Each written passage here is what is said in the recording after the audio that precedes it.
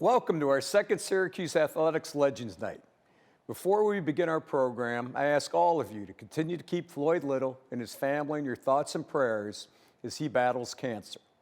There is no one more passionate or committed to Syracuse University and Syracuse Athletics than Floyd. A special welcome to our Board of Trustees members who are joining us tonight. We're thankful for your dedication to Syracuse University and Syracuse Athletics. The Legend Society is an exclusive annual recognition network. The annual investment from members is used to assist Syracuse Athletics in recruiting, retaining, and developing student athletes to their full potential, both academically and athletically. The COVID-19 pandemic has challenged us, but we are determined to fulfill our mission and provide an exceptional experience for every student athlete. To do that, we need the financial support of our alumni, donors, and fans. Legend Society members and the dollars raised directly impact and support the services we provide our young men and women. Thank you to those of you who are Legends Society members.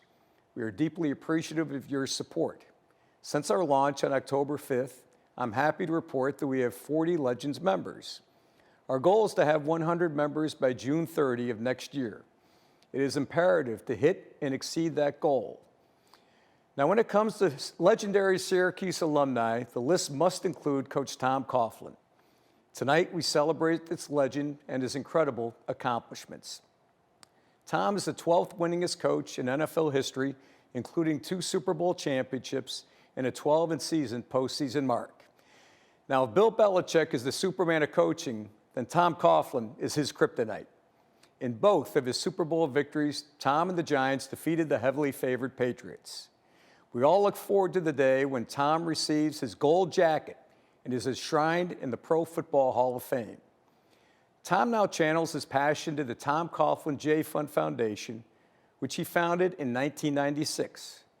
Coach Coughlin is an exceptional example of leadership on the field and in life, and we are excited that he is going to share insight and knowledge with us tonight. We are honored to have him here. Our host for this evening is Sean McDonough. Sean is one of sports television's most versatile broadcasters. He is a leading play-by-play commentator for ESPN. In his accomplished career, Sean has done play-by-play for college football, college basketball, Monday Night Football, the World Series, Final Four, Olympic Games, and all 4 major golf championships. Please welcome my good friend, Sean McDonough. Thank you, John. Thanks for reading that introduction just as I wrote it out for you. Actually, I owe you a debt of gratitude. A lot of those events that I have covered were as a result of you giving me the opportunity when you were an executive at ESPN for all those years. And I can certainly say of all the executives I've worked with at ESPN, you are definitely one of them. And it's clear we're going to have fun tonight, folks. I watched the one with Dave Bing a couple of weeks ago, and our friend Mike Tirico hosted, and it was a big success, and it was terrific. But, you know, Mike Tirico looked like he was in the NBC Olympic studio in Rio. He had on a beautiful suit. I think he had makeup on.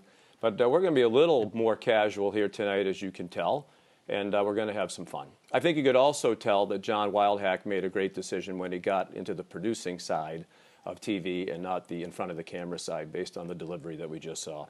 But John, thank you. You're doing a great job as our athletic director at Syracuse University, and it's my honor to be here and be a small part of this here tonight.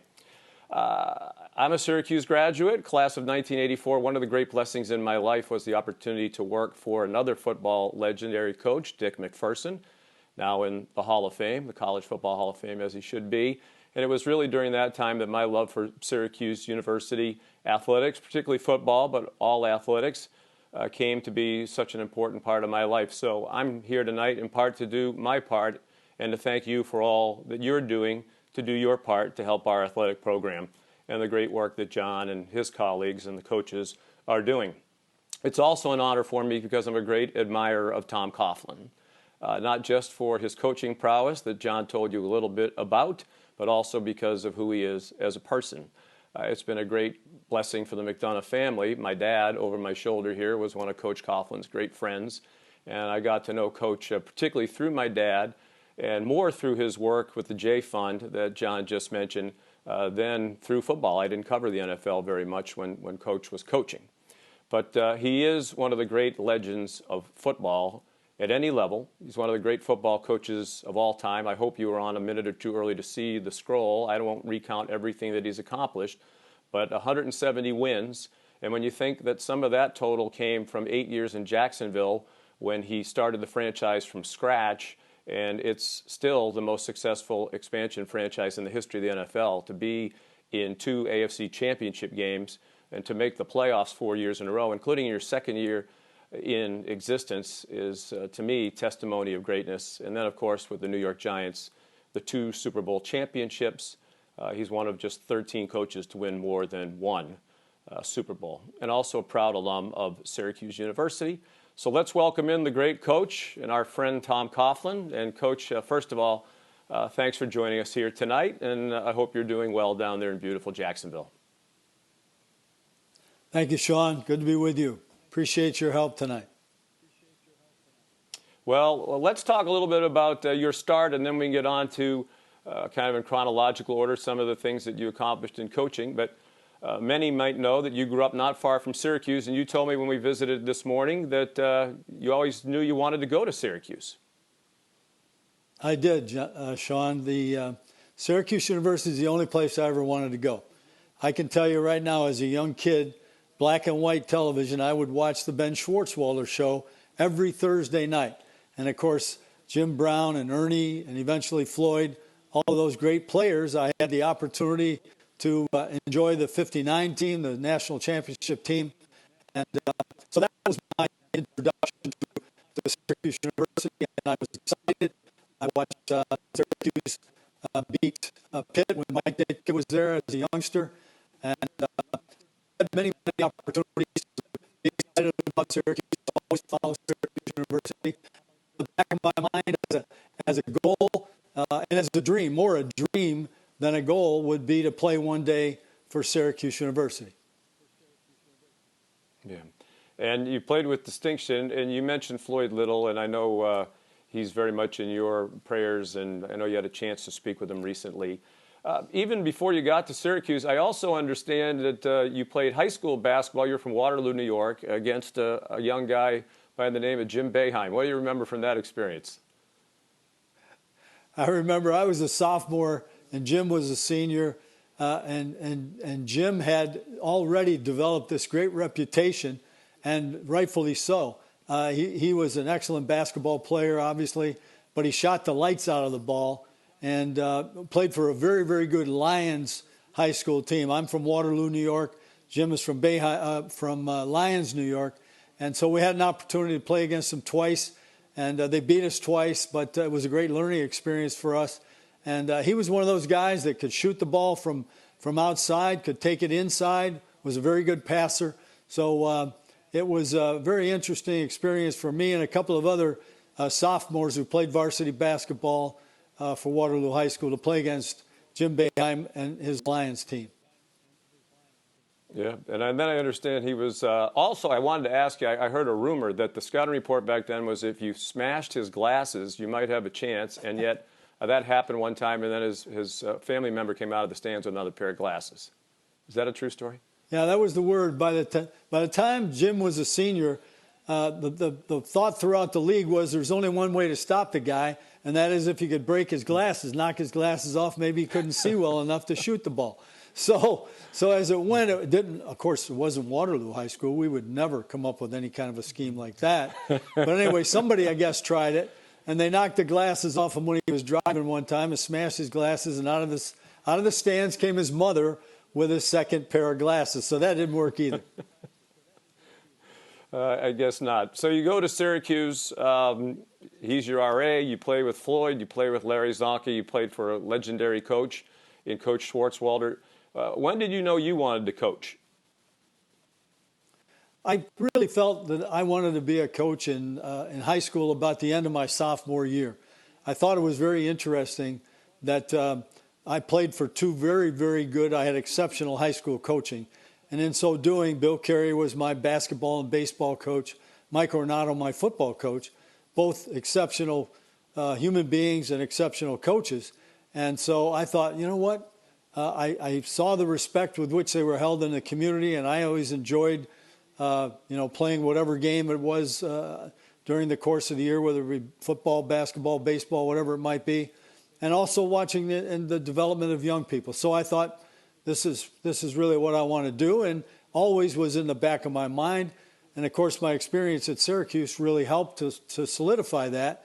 At the conclusion of my 4 years of eligibility, I got my undergraduate degree, and I stayed as a graduate assistant coach and worked with Coach Jim Shreve and the freshman team my fifth year, and then moved on from there. But Syracuse football was ingrained in me, and I'll never forget the experience as a freshman. The orientation process was an interesting one. The freshmen would come in those days. We had our own team.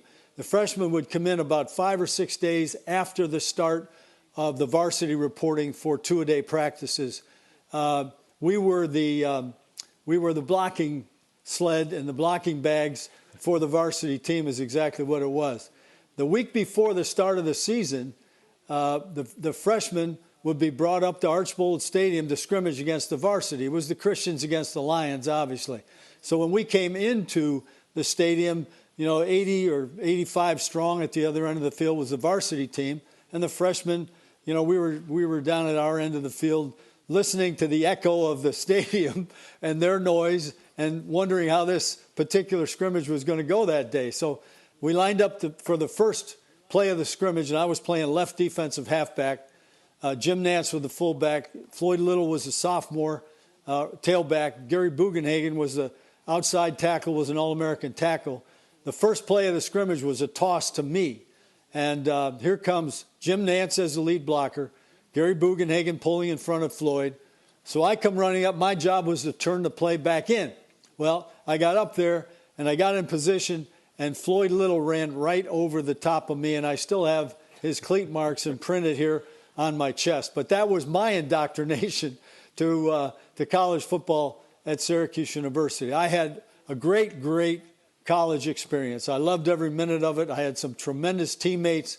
Larry Zonka was my teammate, who's the best fullback in the history of professional football. Floyd was a year ahead of us.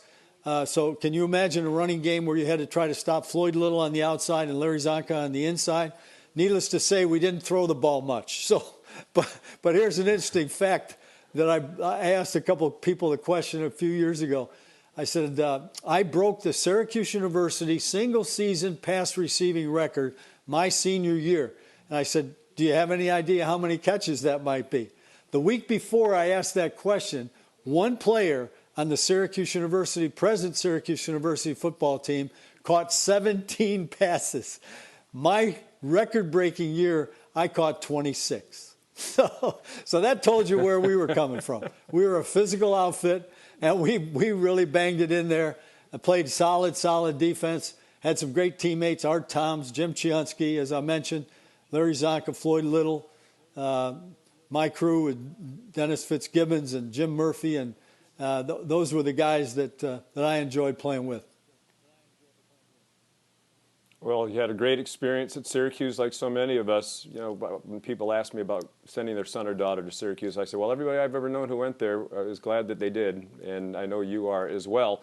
There's so much of your coaching career. doubt. I wish we had several hours to talk about that we could get into. You started as a young head coach at RIT, and as you said, went back to Syracuse as an assistant coach, spent some time in the NFL, did a fantastic job at Boston College there in the early 90s, taking a program that was way down and making it into a winner, including that memorable victory over Notre Dame on David Gordon's field goal. To me, one of the classic college football games of our lifetime. And I know that earned you the opportunity to become the head coach of Jacksonville Jaguars, and you're very proud of what you did there, as you should be. And the J Fund is something that started when you were at Boston College. And I'd like to talk about that for a moment, because I think it's a huge part of who you are and what your family is all about. But Jay McGillis was one of your players at Boston College, a terrific player. I had the pleasure of knowing him, and as you know, very close to his family as well. And passed away, and you started the J Fund in his memory. And I'm going to get a little emotional because I've been there so many times in Jacksonville when you've had your golf tournament and seen how passionate you are about it and that your family is about it. But to me, your greatest legacy is the J Fund. You know, over the last 25 years, you've distributed, you and your wonderful volunteer army down there, distributed more than $14 million in financial assistance to cover a variety of needs of families who have children who are battling cancer. So I know you're proud of what you've done in football, but God bless you and your family for what you're doing with the J Fund. And could you talk a little bit about what that experience has been like for you and what the J Fund means to you? I can, Sean. Thank you. 1991, I was the head football coach at Boston College, as Sean mentioned. My starting strong safety was a young man by the name of Jay McGillis. And Jay McGillis was the kind of athlete that just worked hard, was a very good person, was a great teammate, did whatever he was asked to do, never ever an excuse for anything, was outstanding in the classroom, was always on time, was an overachiever, but the kind of guy you want on your football team and the kind of guy his teammates loved. As I said, Jay started for us for 10 games at strong safety. The 10th game was in Syracuse. As a matter of fact, Syracuse beat us. We came back home. The trainer said to me that he didn't think Jay could play next week because he had swollen glands and a fever and that type of thing. And I said, well, let's get him to the doctor. Let's see what we can do about it. Get him fixed up so he can play this weekend. Well, it wasn't some kind of a flu or whatever. It was leukemia, and a ravishing form of leukemia, because Jay would pass away July 3rd, 1992. But the experience of the McGillis family and what they went through and how they dropped everything to run to the side of the sick child. You know, bills mounted up and things got undone, as you would imagine, because the child in that situation is always looking to see if he is a form of stress to the family, to the parents. And it is something that stands in the way of his healing process if that is not cleared. And that's what I saw and I felt being close to the McGillis family, being there with Jay, going through Jay's experience.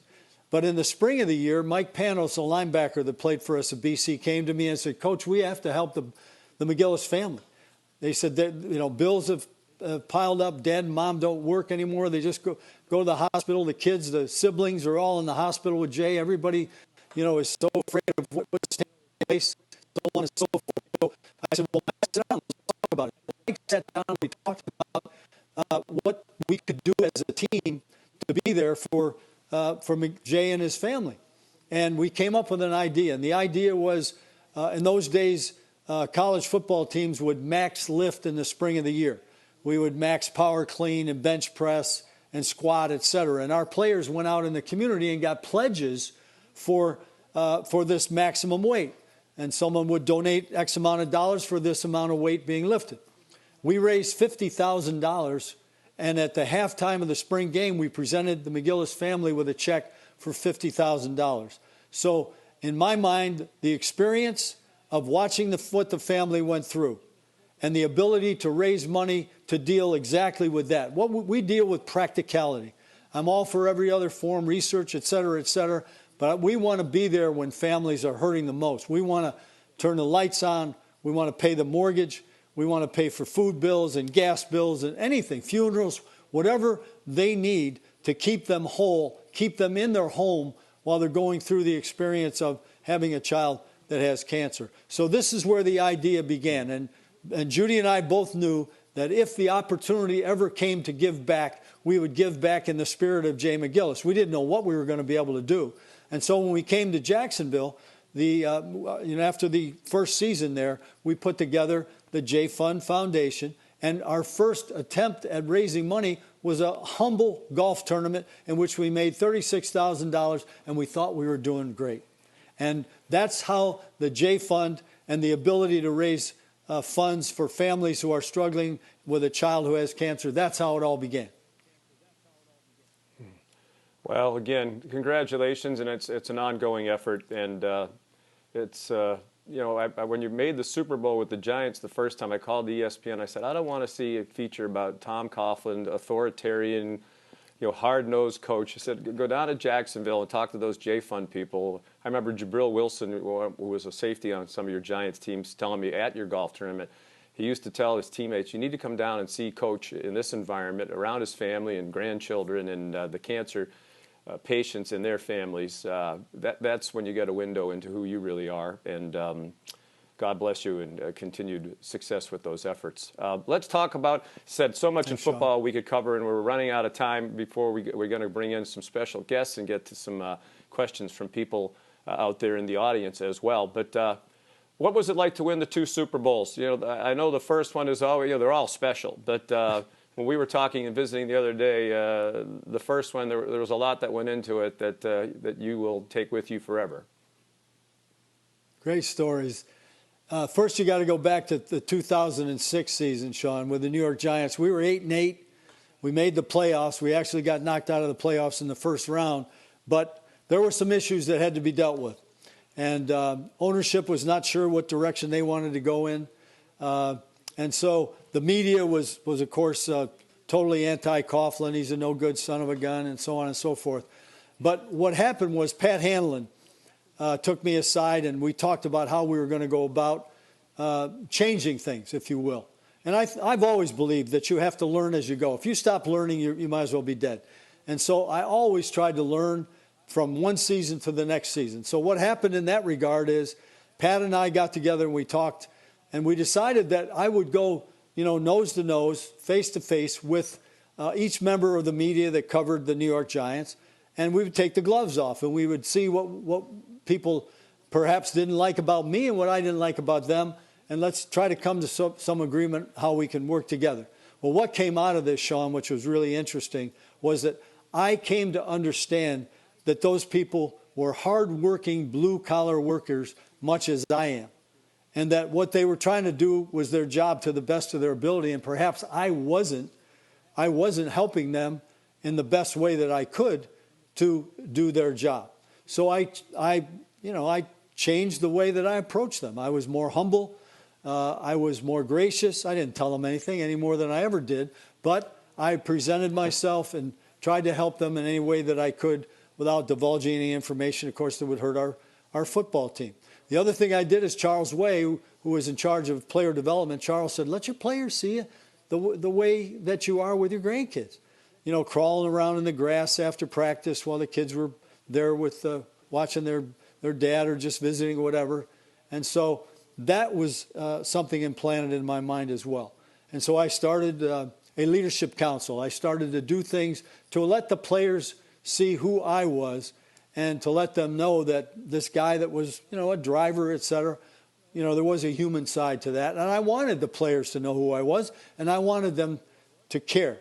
I hired a new defensive coordinator, Steve Spagnuolo, who is the coordinator of the Kansas City Chiefs right now in their Super Bowl run of last year.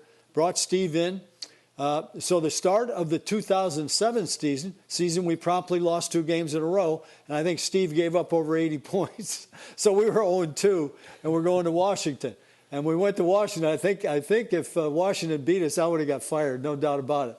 But we were down at halftime. We came back. We took the lead. We had a goal line stand at the end of the game, which kept Washington out of the end zone. The great Joe Gibbs was the head coach of the Redskins at that time.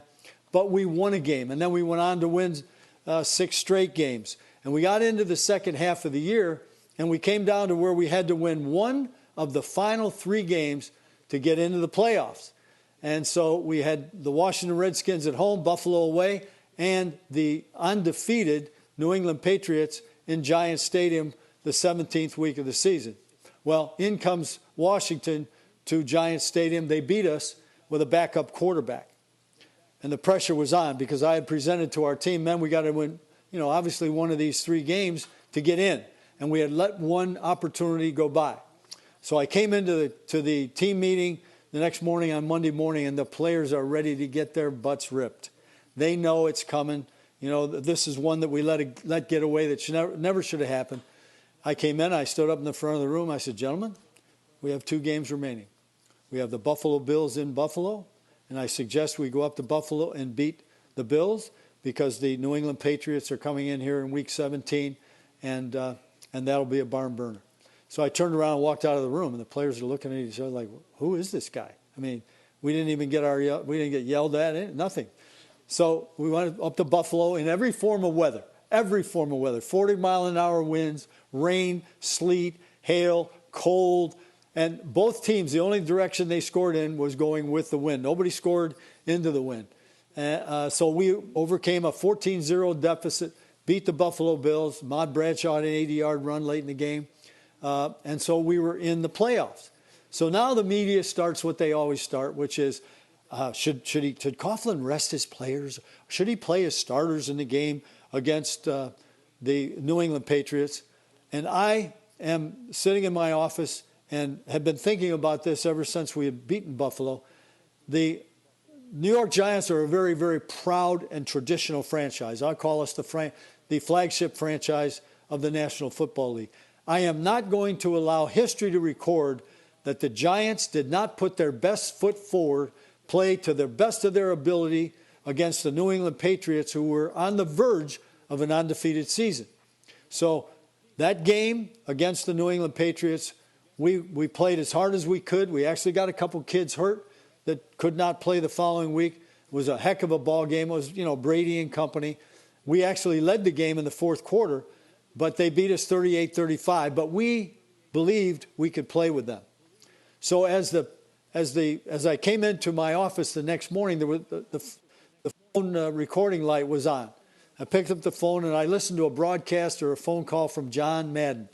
And John said, "Tom, I want you to know," he said, "that's the greatest thing I've seen in the National Football League in the last 10 years. People play to win. You don't rest players. You have a 16-game schedule. Your responsibility is to give it everything you have to win. You guys did that. I'm so proud of what you did." He said, "I know you didn't win the game, but believe me, that's the greatest thing that's happened in the National Football League in the last 10 years. I played that recording to our team. So as we started the playoffs, and one of the things that was refreshed in my memory was the fact that Fox had the entire thing and the Super Bowl. Not one person, all the experts on the Fox crew, picked the Giants to win any game. That includes our first stop was in Tampa. So we went from New York to Tampa. It was in the 80s. John Gruden was the head coach then. John had a good football team. We were able to beat them that day. We went on to Dallas. Dallas had beaten us twice that year. And we went in to play them. Nobody gave us a chance to beat Dallas. And Jerry Jones had put on the stools of each of the players the night before 2 tickets for the NFC Championship game. I happened to find out about that. Some of our players might have been upset over that. I don't know. That could have happened. So we went out. We drove the ball right before the half, tied it up, and really they never recovered from that point on. We beat the Dallas Cowboys. Went to Green Bay. Nobody gave us a chance to beat Favre and the Green Bay Packers. We played in weather that was minus 27 degrees. So we went from 80-something in Tampa, minus 27 degrees in Green Bay. I'll never forget the pregame. So I'm going to go out the pregame, no gloves, no earmuffs, nothing, just my ball cap. I got out for pregame. About 5 minutes into it, I said to myself, how in the hell am I going to get back in the locker room? I mean, it was that cold. It was freezing. So again, in that game that we played in the first half, I slid up next to my kicker, Lawrence Tynes, and I said, "Lawrence, can you kick a 46-yard field goal?" The ball was as hard as a rock. Lawrence turned and walked away from me. He didn't want anything to do with me asking him if he could make a field goal.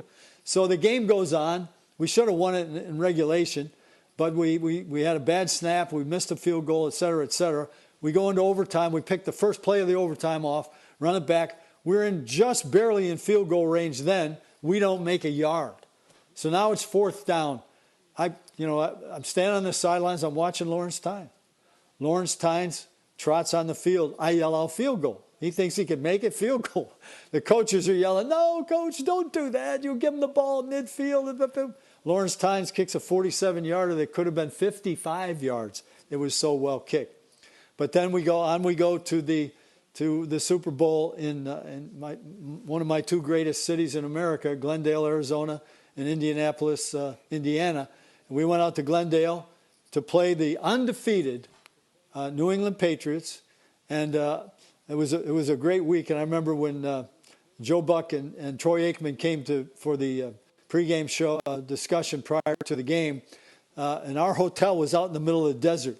And Troy says to me, did you pick this hotel? And I said, well, I certainly had part of it. And he said, this looks like a Coughlin hotel. It's out in the middle of nowhere. It was 14 miles to the nearest restaurant. Our guys went out early in the week, but that was it. They stayed in the hotel after that, and they worked and they thought about that football game. But that was a great game. And, of course, the game came right down. It was a defensive game, totally opposite of the week 17. And everyone wants to remember the David Tyree play. And, this is the way it appeared to me on the sideline. Ball is snapped. We're at midfield. Eli drops back. They've got him. I mean, somebody's got to hang on him. And I'm watching Mike Carey, the referee. And I'm thinking, Mike, don't blow it dead. Eli comes out of the spin. He sees David downfield. He throws it down the middle of the field. Now, normally, if you overthrow a ball in the middle of the field, it's going the other way. David Tyree jumps up in the air and actually catches the football with one hand against his helmet like that, comes down with the player across the back of his knees, which, if you're playing in the backyard and somebody hits you that low, the ball is going to come out. He hung on to the football. It was just an amazing thing. And as I've told many people after that, it took me a long time to teach David Tyree how to catch that ball. But anyway, a couple snaps later, we hit Plaxico Burris in the corner of the end zone for a touchdown. And then there's like 35 seconds left. And we've got to figure out how to keep Brady out of the end zone for the final 35 seconds. He throws two rockets down the seam, and we defend him. And we win the Super Bowl 42. And, of course, we go crazy. But I remember the one thing, and I'll stop, but I could talk about this game forever. We come out of the locker room, and the Giant fans have got placards up 18-1. The Patriots are going to be 18-1. I got a little chuckle out of that, and so be it. It did turn out they were 18-1. The only thing that ticked me off is we were in the lead, and our bus leaving the next day toward the airport, and our bus driver made a mistake and went the wrong way, and they got in front of us, and they got to their plane the next morning ahead of the Giant plane. That ticked me off. Well, you covered a lot of ground there, and it was all really interesting. I'm always amazed how much coaches remember so many details. First of all, good for you for changing your style, after a lot of success late in your career. And obviously the decision to play your starters against the Patriots in the regular season game gave them the belief that they could play with this team and beat them. And you mentioned David Tyree, a wonderful Syracuse man, and he wants to share a message with you and all of us here tonight. So here's David Tyree. Hey, how you doing, Coach Coughlin? Your favorite New York Giant here. At least I'm going to give it a try.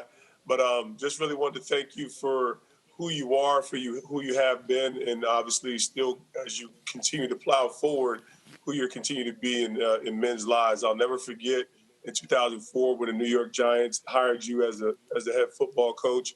I was literally going through a life shift, but I knew because of my preparation at Syracuse football with Coach Pasqualoni, I was prepared for a hard-nosed coach who would be able to kind of bring in the reins, not just to our program, but even help to facilitate my maturation as a man. And you more than fit the bill as a coach, as a mentor. And I think as we all grew up, understanding who you were as a man, your consistency bled through and allowed for many young men who played the game of football, especially at the New York Football Giants, to transcend heights that we never could have imagined from obviously winning a Super Bowl. Everybody doesn't get a helmet catch, but we all got a chance to have a moment far beyond what we could have imagined. And that's because of your diligence, your consistency, your message, and your willingness to challenge us mentally. So thank you for who you are. Thank you for your commitment tonight, and continue best wishes. Go Orange. That's a great message from a classy guy, and Very nice. That had to make you feel good, Thank Coach. you, David. Yeah. And we have another Syracuse legend who's going to join us tonight, and a legend in his field, one of the great agents who you mentioned earlier, Coach John Madden. Sandy Montag represents John Madden, many of the top sports broadcasters in America, and he was helpful to you during your career in some negotiations, and he's also very actively involved with you in the J Fund. So we want to welcome in Syracuse legend Sandy Montag. Good evening, Sandy. How you doing, my friend? Sean, how are you? Great to be with you, and it's always great to share a stage with Coach Coughlin. Yeah, we've covered a lot of fun ground so far, and we didn't even get into the second Super Bowl win yet. I'm just glad Coach lived to coach in the first Super Bowl, because we talked about that Green Bay game. I remember seeing him bright red on the sideline, just hoping that our friend was going to make it to the end of the game, and he did. But you've been involved in Coach's personal life and his professional life and his charity work. You know, if I asked you to share a couple anecdotes or thoughts about what stands out to you the most about Coach Coughlin, what would they be? Well, I mean, when I think of Tom, I think of dedication, I think of motivation. He's one of the hardest working people that I've ever worked with in my 35-year career. We both get up early before 6 o'clock. We both work out the first thing that we do. And many times during his 12 years at the Giants, we would be texting while we're both on the treadmill. Also very superstitious.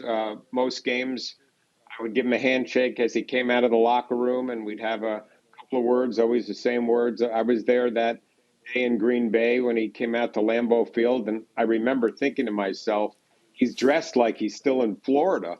You know, I could not believe when he came out there in just a ball cap. I had no idea what he was thinking, and it was great though. Those two Super Bowls, beating the Patriots, especially the one in Indianapolis. I distinctly remember staying up with he and Judy and the Giants security staff till the wee hours in the morning. And in my career, really spending time with John Madden was one, and that night in particular in Indianapolis was one of the, I know, one of the great nights for the Coughlin family, one of the great nights for mine. Yeah. And I know you've been involved with the J Fund too, and I know you echo what I said earlier. You know, winning championships is amazing. Being one of the all-time greats at what you do, as you both are, is wonderful too. But the work that Tom and his family are doing, and I know you've been on the board of the J Fund, that's remarkable too. It really is. I mean, it's a special charity, and I think when children go through cancer, it's an awful thing. It is something that you really just wouldn't imagine on anyone, but people don't realize what their families go through at the same time and what the financial burdens are on them, and what we've been able to do at the J Fund to help these families, to pay for things that fall through the cracks, to be with them every step of the way, and to have close to 100% of the money that we raise actually go to charity and go to the families and not to administrative costs. I mean, I'm just proud to be on Tom's advisory board for that. And it's just a wonderful, wonderful thing to see. Well, Coach, I know you appreciate all that Sandy's done for you and his friendship. I do. Sandy's been right there in every way, shape, and form, and turns up in some of the oddest of spots as well. You know, but you always know he's going to be there. Yeah, that's for sure. Sandy, thank you. We appreciate it. Thank you, Sean. Thank you, Tom. And congratulations. Thank you, Coach, Sandy. Yeah, obviously there's a slight little delay. Now the next part of this, Coach, and you are so legendary for your preparation. And as you know, we've had a couple phone calls in advance of this, and we tested out all this equipment a couple times this afternoon. And we're supposed to do some Q&A from people who are on here, and I have no idea technically how we're supposed to get that done. So I'm going to lead to it, and here it comes. Do you remember recruiting me and offering me a scholarship for Rob Conrad, class of 2002? I remember starting to recruit. Yeah, no kidding. A big, strong guy. You know, Rob was really a fullback type, but he was very physical, whether it be linebacker, defensive end, or the fullback position. We were into a lot of different tight ends, and I always thought, and we did recruit him as a very young guy. He went to prep school in Massachusetts, but we recruited this guy knowing full well that he could have been a move tight end, he could have been a fullback, he could have helped you in a lot of different ways. And, of course, that proved true as he went to Syracuse University and played very, very well, and then played in the pro game. Yeah. And you're kind of guy, too. I mean, just a guy who loved to play and, had a great attitude, great teammate. Here's another one from Tim Perez. Who is your favorite student athlete to ever play for the Orange and why? Yeah, that's a tough one. Now, how am I going to say? I could say a few of them. I had the opportunity when I coached at Syracuse to coach Art Monk, Hall of Famer, one of the great players of all time. Art Monk was a thoroughbred. I mean, he could run forever. We couldn't get him the ball enough, so we put him in the backfield. I don't know if anybody remembers that. We played Art as a senior, and we played him in the backfield, and he would take the dive on the option, take the pitch on the outside, and he would also run, and go in motion, and we'd throw the ball to him. I coached Joe Morris, still, I guess, by far the leading rusher in the history of Syracuse University. So, we had Jim Collins on a team that we were there. Our Toms, played back when I did. But when I was coaching, we had those kinds of players. Craig Wolfley played for us, a guard that played for the Steelers forever. But I have to tell you, the guy that probably we had the most fun with around the office, because it happens because of the quarterback position, was Bill Hurley. Bill Hurley is what he was the finest option quarterback in the country. And we made Bill was a freshman, a true freshman, who rushed for 96 yards against Penn State over at Penn State, okay? And in the spring of the year, we made Bill Hurley into a quarterback, and he was an exceptional option quarterback, 195 pounds. He very fast. Bill Hurley was 4.5 or better. Art Monk was 4.4 or better. Joe Morris was 4.35, something like that. These guys could really run. But Bill could also throw the ball, and it helped him from play action and on the move. But there's the kind of kid, he'd be there at 7 o'clock on Monday morning looking for the tape of the next opponent. He'd take him in the back room, and by the time he got back looking at all the tape, he'd come in and sit down next to me. He had some ideas as well as what was going to happen with our game plan.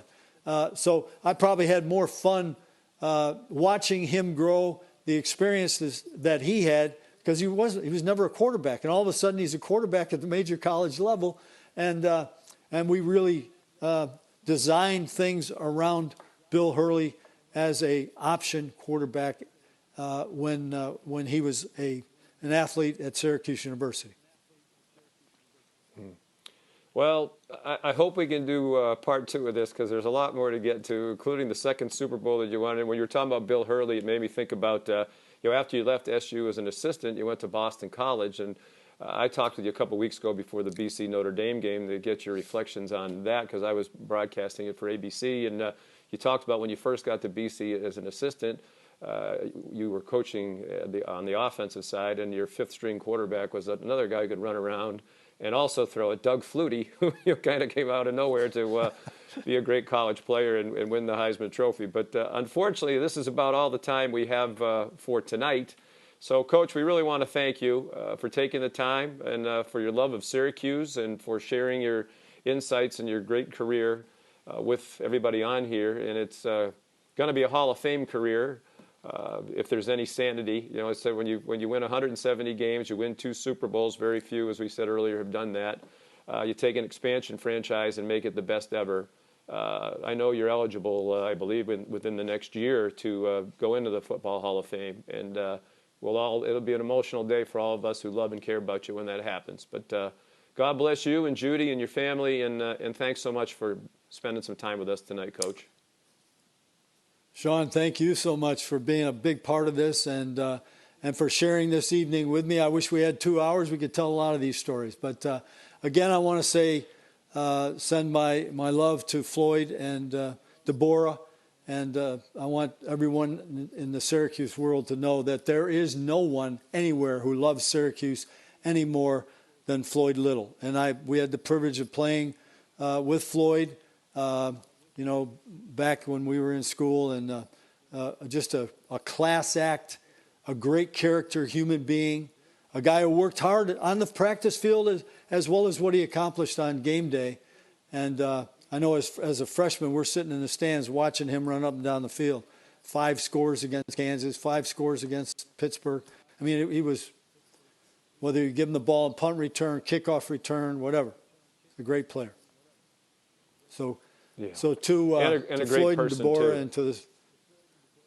and to the Syracuse family, thank you very much. Yeah, just a great ambassador of Syracuse University. When we had the event with Dave Bing, every time I see Dave Bing, I think the same thing. And to me, Floyd is the same kind of guy, just a wonderful ambassador of our university and a great person. And he'll be in all of our prayers for sure. Coach, thanks again. And John Wildhack, let's send it back to you. Thanks, Sean, and thank you, Coach Coughlin, for sharing your experience and stories with us tonight, and congratulations on what you've done with the J Fund. We're all here tonight thanks to the creation of the Legends Society, and funds generated by the Legends Society will directly impact our ability to recruit, retain, and develop top-flight student athletes. We have 2 levels of the Legends Society, and both come with a 5-year commitment. The orange level are those who make an annual commitment of $25,000, and the blue level requires an annual commitment of $10,000. It is our goal to have 100 members of the Legends Society by the end of June 2021. As of today, we have 40 inaugural members. It is imperative that we reach and exceed our goal by the end of next June. If you're not yet a member, over the course of the next few weeks, a member of the athletics development staff will follow up with you and invite you to join.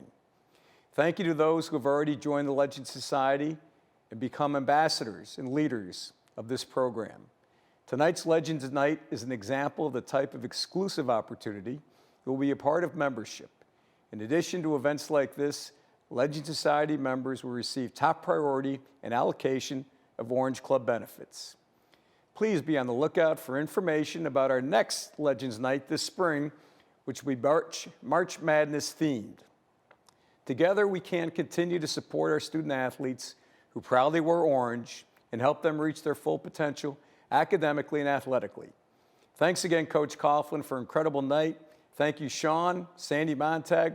Thank you for participating as well. And to all of you, stay healthy, happy holidays to everyone, and go Orange.